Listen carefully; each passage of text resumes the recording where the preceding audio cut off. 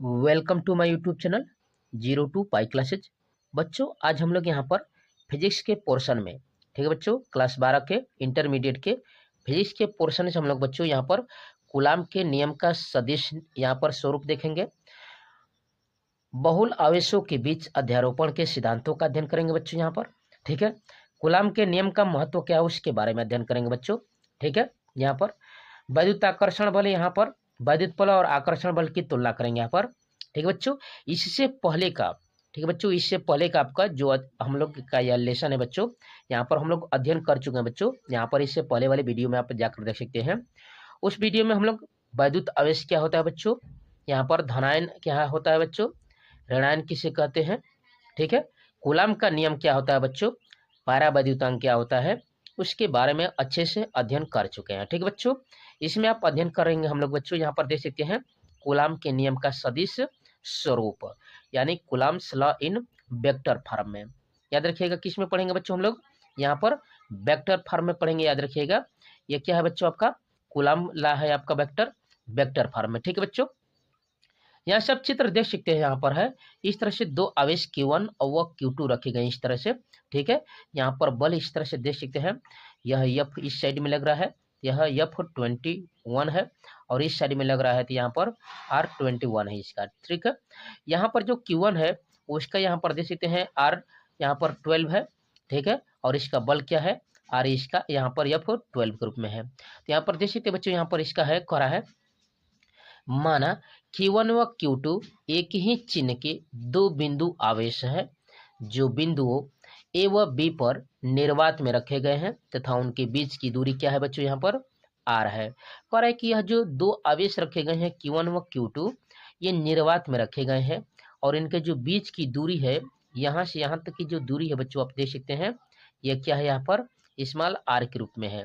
ये जो दूरी क्या है बच्चों यहाँ पर देख सकते हैं स्मॉल r के रूप में इस तरह से, ठीक है। कह रहा है यहाँ पर माना Q1 के कारण Q2 पर लगने वाला बल F21 है। वेक्टर फॉर्म में क्या बच्चों यहाँ पर F21 है, तथा Q2 के कारण यहाँ पर Q1 पर लगने वाला बल यहाँ पर F12 है, ठीक है।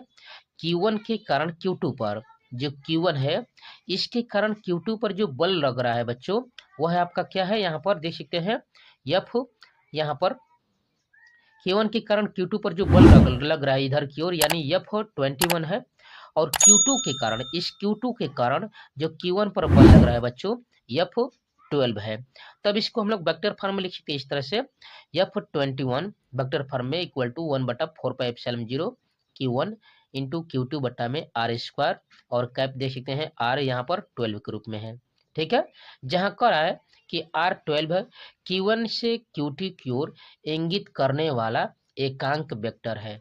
क्या है आपका बच्चों यहाँ पर एकांक आपका वेक्टर फॉर्म में इस तरह से है। चित्र आप देख सकते हैं बच्चों इस तरह से आपका दिया है, यहाँ पर आप देख सकते हैं, तथा F12 पर हम लोग निकालेंगे तो F12 का वैसे ही फार्मूला हो जाएगा 1 बट्टा यहाँ पर 4π, F12 भी यहाँ पर देख सकते हैं 1/4πε0 Q1 Q2 बट्टा में R², यहाँ पर, ठीक है, और कैप देख सकते हैं R21, और यह आपका समीकरण नंबर 2 है, ठीक बच्चों। इस तरह से देख सकते हैं, और इससे पहले वाला क्या है आपका समीकरण नंबर 1 है, जहाँ कह रहा है कि R21 Q2 से Q1 की ओर इंगित करने वाला क्या है बच्चों, यहाँ पर एकांक वेक्टर है, ठीक बच्चों। क्या है वो आपका एकांक वेक्टर है।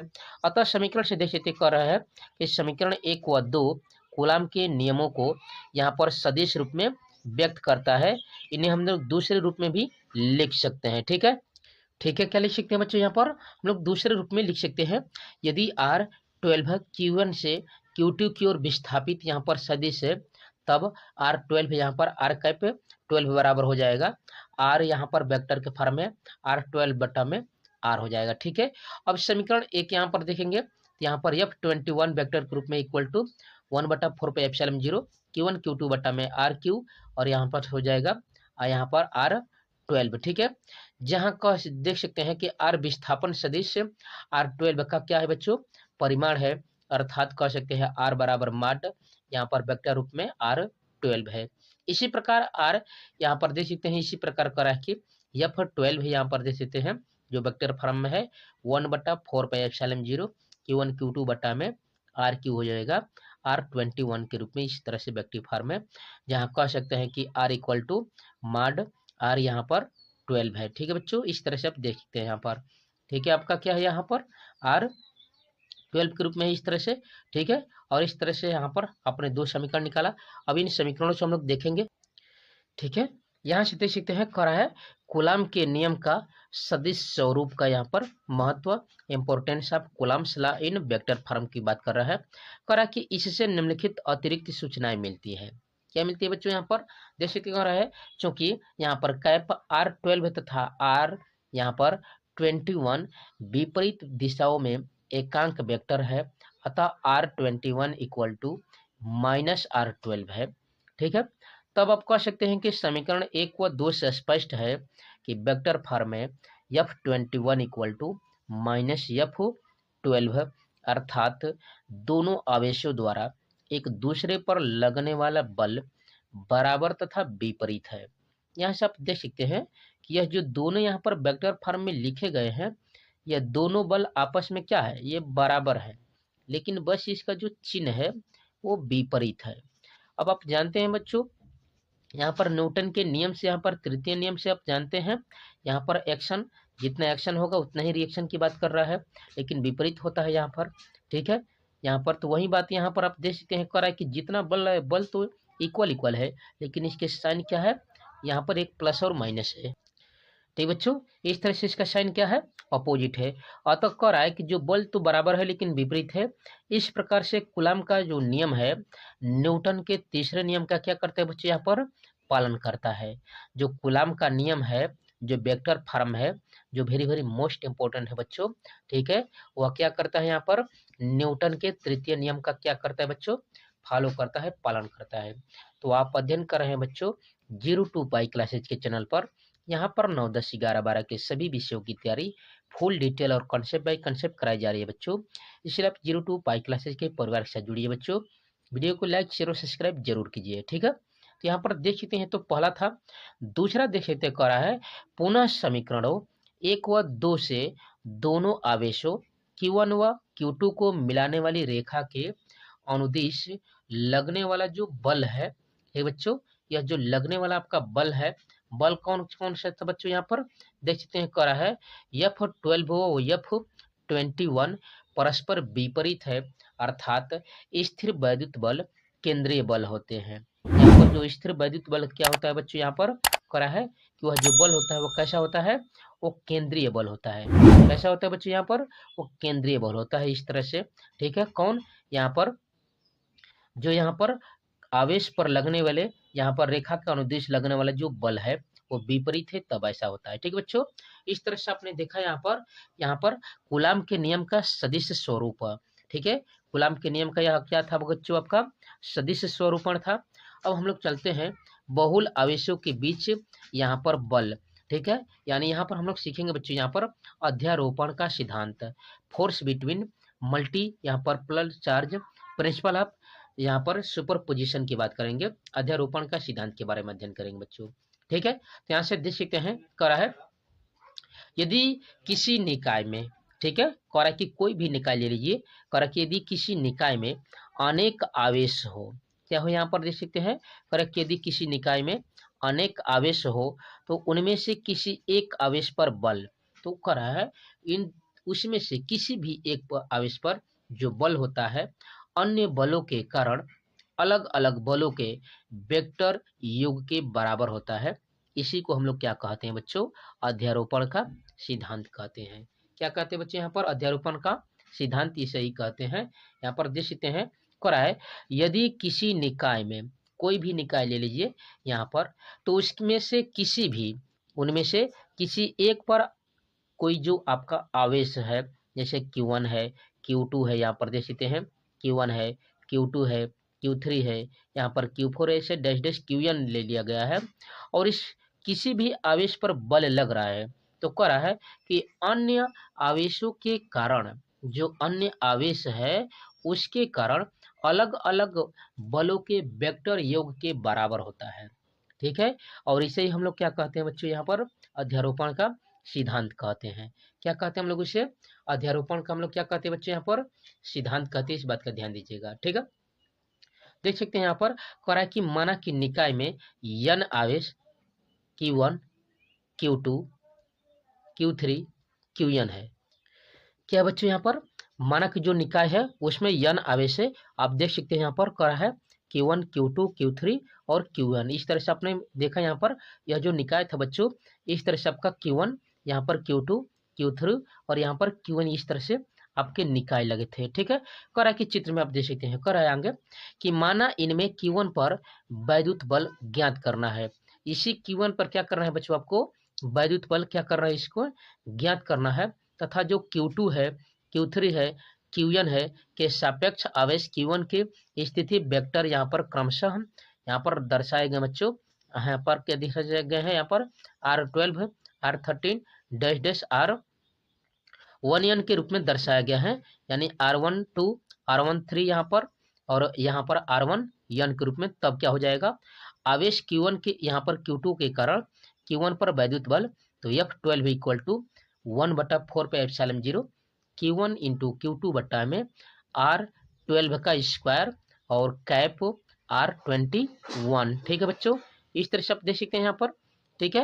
वैसे ही यहाँ पर आवेश Q3 के कारण यहाँ पर Q3 के कारण क्या है बच्चों? यहाँ पर Q3 के कारण Q1 पर वैद्युत बल, तो F यहाँ पर 13 इक्वल टू 1/4 पे एप्सिलॉन 0 Q1 इंटू Q3 बट्टा में R यहाँ पर 13 का यहाँ पर स्क्वायर और यहाँ पर R31 के रूप में। इस तरह से वैसे करा है कि आवेश Qn के कारण Q1 पर वैद्युत बल, तो F यहाँ पर 1n इक्वल टू 1/4 पे एप्सिलॉन 0 Q1 Qn याद रखिए Q1 Qn याद रखिएगा बच्चों। यहाँ पर Qn यहाँ पर n लिया गया तो n लिया गया है बटा में R1n का स्क्वायर और यहाँ पर वेक्टर फॉर्म में रहेगा Rn1 के रूप में, ठीक है बच्चों। इस तरह से अब अध्यारोपण के सिद्धांत से अभी आपने देखा यहाँ पर नियम, तो अध्यारोपण के सिद्धांत से सभी जो यहाँ पर आवेश के कारण यहाँ पर अध्यारोपण के सिद्धांत से सभी अन्य आवेशों के कारण Q1 पर परिणामी वैद्युत बल क्या हो जाएगा? तो F1 बराबर हो जाएगा F यहाँ पर 12 प्लस 1 यहाँ पर देख सकते हैं F हो 13 प्लस डैश डैश डैश यहाँ पर प्लस करके F हो 1n के रूप में। अब इसका मान रख देंगे बच्चों, तो सभी में 1/4 पे एप्सिलॉन 0 यहाँ पर कॉमन निकल जाएगा यहाँ पर, तो इसका मान रखेंगे तो यह हो जाएगा Q1 Q2 बट्टा में R12 का square R21 plus Q1 Q3 बट्टा में R13 का square R31 plus dash dash Q1 Qn बट्टा में R1n का स्क्वायर इंटू यहाँ पर देख सकते हैं R कैप रूप में n1, ठीक है।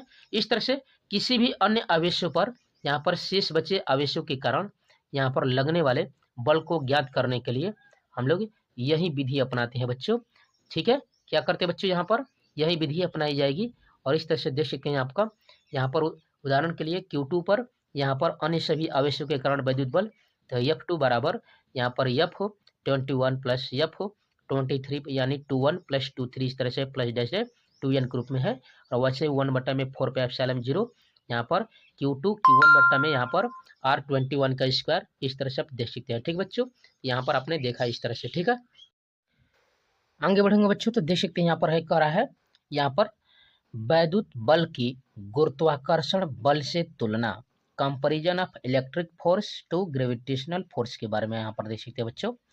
यहाँ पर कह रहा है कि जो वैद्युत बल होता है और जो गुरुत्वाकर्षण बल होता है उनमें क्या क्या अंतर होता है उसके बारे में यहाँ पर अध्ययन करेंगे। तो देख सकते कह रहा है हम दो आवेशित वस्तुओं के बीच कार्य करने वाले वैद्युत बल की तुलना उनके बीच कार्य करने वाले गुरुत्वाकर्षण बल से कर सकते हैं, ठीक है। कह रहा है कि जब हम लोग दो आवेशों को लेते हैं उनके बीच जो कार्य करने वाला जो बल है और फिर उनके बीच जो गुरुत्वाकर्षण बल है, इन दोनों का हम लोग तुलना करते हैं तो क्या होता है बच्चों? यहाँ से देख सकते हैं कह रहा है कि जब तुलना करते हैं तो ये दोनों बल एक जैसे नियमों के अनुसार ही कार्य करते हैं। क्या करते हैं? जब हम लोग यहाँ पर वैद्युत बल और गुरुत्वाकर्षण बल की जब तुलना करते हैं बच्चों, तो ये जो दोनों नियम है, ठीक है, ये जो दोनों बल है एक जैसे नियमों पर ही कार्य करते हैं तथा दोनों ही निर्वात में क्रियाशील रहते हैं।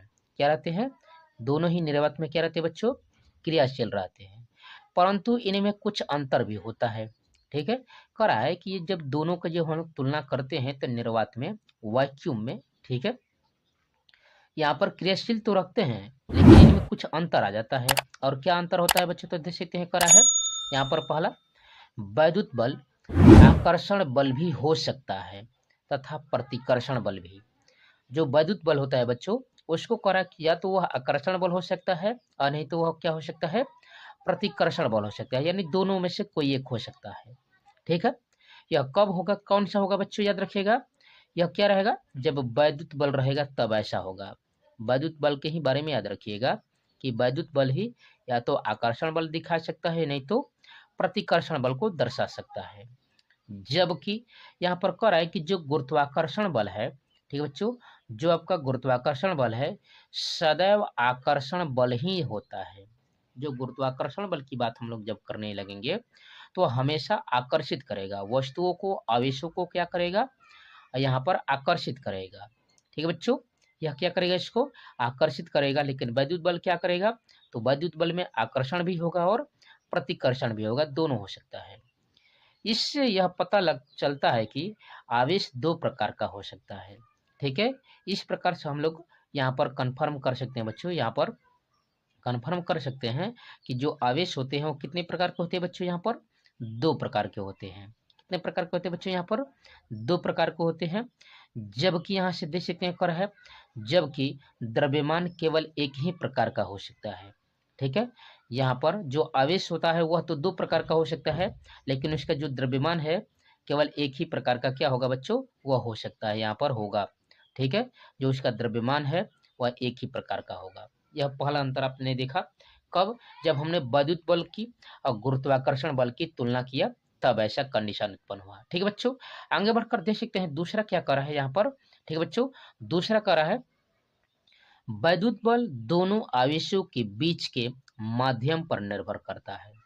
जो हम लोग आवेश ले रहे हैं बच्चों यहाँ पर, वहां उन दोनों आवेशों पर जो वैद्युत बल होता है, उन आवेशों के बीच में, ठीक, उन आवेशों के बीच कौन सा माध्यम है उस बात पर यह फिलहाल निर्भर करेगा। ठीक है, उन दोनों आवेशों के बीच कौन सा माध्यम रखा गया है उस पर यह वैद्युत बल क्या करेगा बच्चों, यह निर्भर करेगा। इस बात का ध्यान दीजिएगा, क्या करेगा वैद्युत बल, उन दोनों आवेशों के बीच के माध्यम पर निर्भर करेगा। जबकि गुरुत्वाकर्षण बल दोनों द्रव्यमानों के बीच के माध्यम पर निर्भर नहीं करता है। लेकिन कह रहा है जो गुरुत्वाकर्षण बल है बच्चों, उन दोनों के द्रव्यमानों के बीच कौन सा माध्यम है, इससे उसको कोई अंतर नहीं होने वाला है। ठीक है, उस पर कोई इफेक्ट नहीं पड़ने वाला है कि कौन सा वह माध्यम में रखा गया है। ठीक है बच्चों, आगे बढ़ेंगे तो देख सकते हैं यहाँ पर करा है, तीसरा करा है वैद्युत बल गुरुत्वाकर्षण बल से कहीं अधिक प्रबल होता है।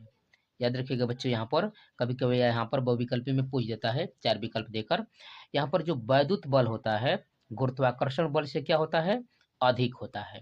उदाहरण के लिए रूप में देखिए कि यहाँ पर करा है दो यहाँ पर प्रोटॉनों के बीच वैद्युत बल उनके बीच गुरुत्वाकर्षण बल की तुलना में 10⁻36 गुना बड़ा होता है।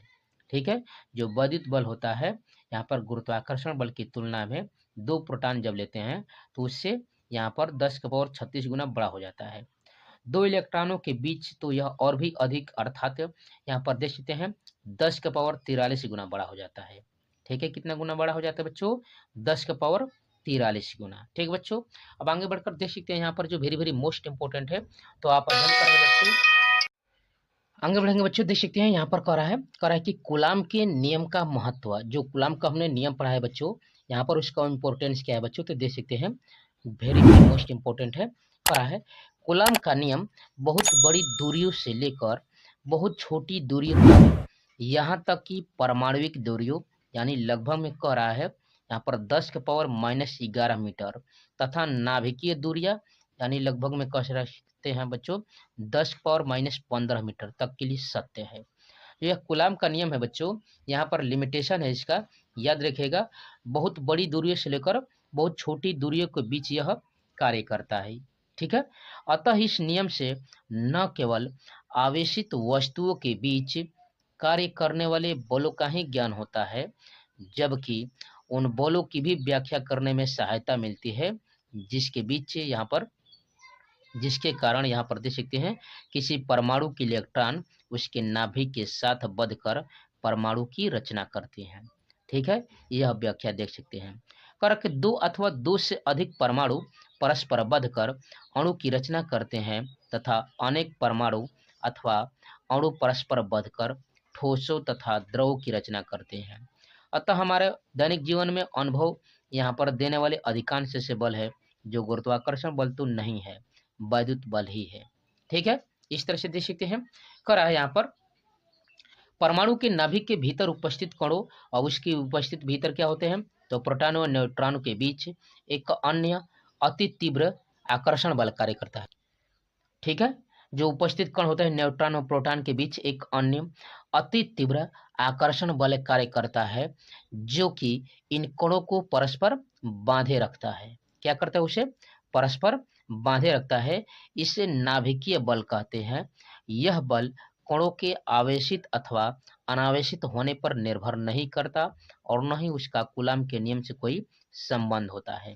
परंतु इसका अर्थ यह नहीं कि नाभिक के भीतर धनावेशित जो भाग है प्रोटॉनों के बीच कूलाम्बीय वैद्युत प्रतिकर्षण बल विद्यमान ही नहीं है।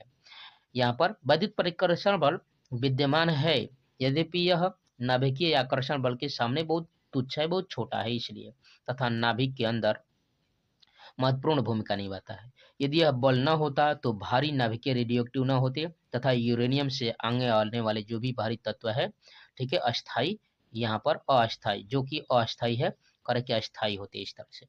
ठीक है, तो आपने इस तरह से देखा यहाँ पर। अब हम लोग देख लेते हैं यहाँ पर। ठीक है बच्चों, यहाँ पर सतत यहाँ पर आवेश वितरण के कारण किसी बिंदु पर स्थिर वैद्युत बल के बारे में। ठीक है बच्चों, इस तरह से हम लोग देख सकते हैं, जो वेरी वेरी मोस्ट इंपॉर्टेंट है। यहाँ पर देख सकते हैं करा है कि विभक्त यहाँ पर आवेशों के निकाय के कारण वैद्युत क्षेत्र प्राप्त करने के ही भांति लगभग इसी ढंग से सतत आवेशित वितरण के कारण किसी बिंदु पर वैद्युत क्षेत्र प्राप्त किया जा सकता है। सतत आवेशित वितरण तीन प्रकार के हो सकते हैं। यहाँ पर देख सकते हैं कह रहा है रैखिक आवेशित वितरण हो सकता है पहला, दूसरा कह रहा है कि पृष्ठीय आवेशित वितरण हो सकता है, तथा तीसरा है आयतन आवेशित वितरण।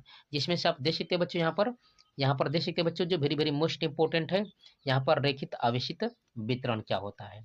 ठीक है, कह रहा है कि माना यल लंबाई का एक पतला तार जो ये सीधा या मुड़ा हुआ है एक समान रूप से आवेशित है। तार पर यहाँ पर रैखिक आवेशित घनत्व यहाँ पर देख सकते हैं लैम्डा है। इस पर रैखिक आवेशित वितरण को अनेक सूक्ष्म आवेशित खंडों से मिलकर बना दिया गया है, जिसको मान सकते हैं। माना एक सूक्ष्म अवयव खंड डीएल जिस पर आवेशित डीक्यू बराबर लैम्डा डीएल है। ठीक है, और इस तरह से आप देख सकते हैं इसका चित्र। ठीक है बच्चों, आगे बढ़ते देख सकते हैं करा कि माना अवयव खंड डीएल का मूल बिंदु ओ के सापेक्ष स्थिति यहाँ पर वेक्टर यहाँ पर आर है। बिंदु यहाँ पर मूल बिंदु ओ के सापेक्ष स्थित वेक्टर यहाँ पर आर पर एक बिंदु पी है जिस पर धन परीक्षण आवेश Q0 रखा गया है। चित्र में देख सकते हैं। कूलम्ब के नियमानुसार क्या हो जाएगा बच्चों, आवेश DQ के कारण धन परीक्षण आवेश Q0 पर लगने वाला बल यहाँ पर DF बराबर 1/4πε0 Q0 DQ बट्टा में यहाँ पर माड R vector minus R dash का होल क्यू यहाँ पर vector R minus R dash. ठीक है, इस प्रकार से Q0 बट्टा में 4πε0 यहाँ पर लैम्डा DL बट्टा में R माइनस R डैश यहाँ पर माड Q R minus R dash, जहाँ R माइनस R डैश धन परीक्षण आवेश Q0 के अवयव DL से दूरी है बच्चों। इस तरह से देख सकते हैं। ठीक है बच्चों, वह क्या है आपका DL दूरी है।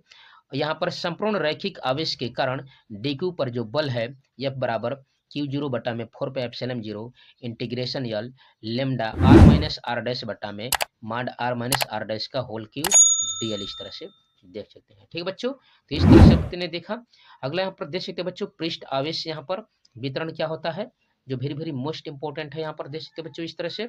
ठीक है, आपका पृष्ठ आवेशित वाला इस तरह से देख सकते हैं। ठीक है बच्चों, इसका अच्छे से अध्ययन कर लीजिएगा बोर्ड एग्जामों के लिए अब। ठीक है बच्चों, यह है। ठीक है, इस तरह से उसी तरह से आप तीसरा देख सकते हैं बच्चों यहाँ पर कराया आपका आयतन आवेशित वितरण। क्या है बच्चों, यहाँ पर आयतन आवेशित वितरण है इस तरह से। तो आप अध्ययन कर रहे थे बच्चों 0 to पाई क्लासेज के चैनल पर। यहाँ पर 9, 10, 11, 12 के सभी विषयों की तैयारी फुल डिटेल और कंसेप्ट बाय कंसेप्ट कराई जा रही है बच्चों।